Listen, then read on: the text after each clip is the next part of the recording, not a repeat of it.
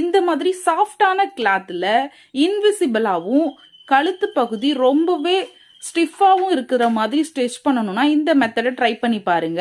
எப்போதும் போல நம்ம லைனிங் கிளாத் கட் பண்ணிட்டு மெயின் கிளாத் மேலே போட்டுக்கோங்க. இப்போ நம்ம ஒரு எக்ஸ்ட்ரா பீஸ் எடுத்துக்கலாம். லைனிங் கிளாத்தில் எனக்கு லைனிங் கிளாத் பத்தாததுனால நான் 2 ஜாயின் போட்டு எடுத்துக்கிட்டேன். அதை நீங்கள் கீழே போட்டுட்டு அது மேலே மெயின் கிளாத் வர்ற மாதிரி பார்த்துக்கோங்க.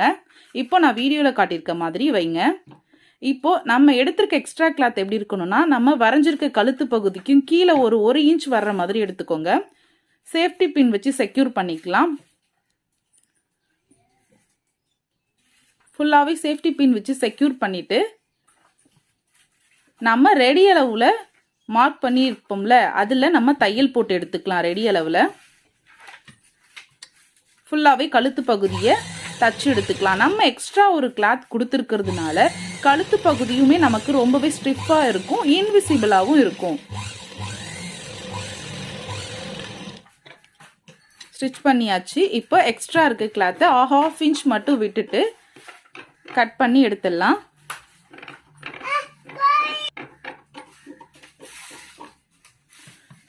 இப்போ குட்டி குட்டி கட் கொடுத்துக்கலாம். அப்போதான் நம்ம திருப்பி அடிக்கும்போது நம்மளுக்கு ஈஸியாக இருக்கும். இப்போ பின்னெல்லாம் எடுத்துட்டு நம்ம படிமான தையல் போட்டுக்கலாம். இப்போ இந்த பகுதியை கொஞ்சம் கவனிங்க.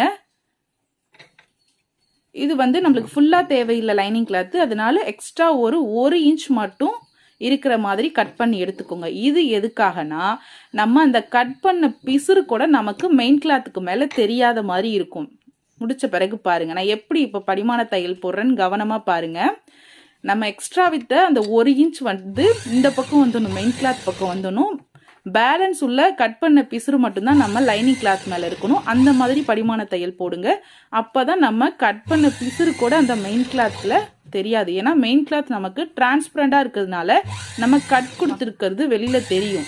அது கூட தெரியாத மாதிரி இருக்கிறதுக்காக தான் நம்ம அந்த 1 இன்ச் எக்ஸ்ட்ரா கிளாத் வச்சுருக்கோம். இப்போ பாருங்களேன், நம்ம அந்த எக்ஸ்ட்ரா கட் கொடுத்துருக்கிறது கூட நம்மளுக்கு வெளியில் தெரியாது. அதை இந்த கிளாத் மறைச்சிடும். இப்போ நம்ம எப்போதும் போல் கழுத்தை ஃபுல்லாகவே அடிச்சுட்டு நம்ம ப்ளவுஸ் ஸ்டிச் பண்ணிக்கலாம். இந்த டிப் உங்களுக்கு பிடிச்சிருந்துச்சுன்னா கண்டிப்பாக லைக் பண்ணுங்கள். என்னோட சேனலை மறக்காமல் சப்ஸ்கிரைப் பண்ணிவிட்டு பக்கத்துலேயே இருக்க பெல் ஐக்கனை கிளிக் பண்ணிவிட்டு ஆல் கொடுத்துக்கோங்க.